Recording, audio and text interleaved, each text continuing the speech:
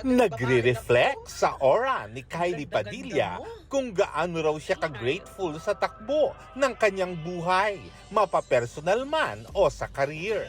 Mabilis nga raw na lumalaki ang kanyang dalawang boys na sina Alas at Axel.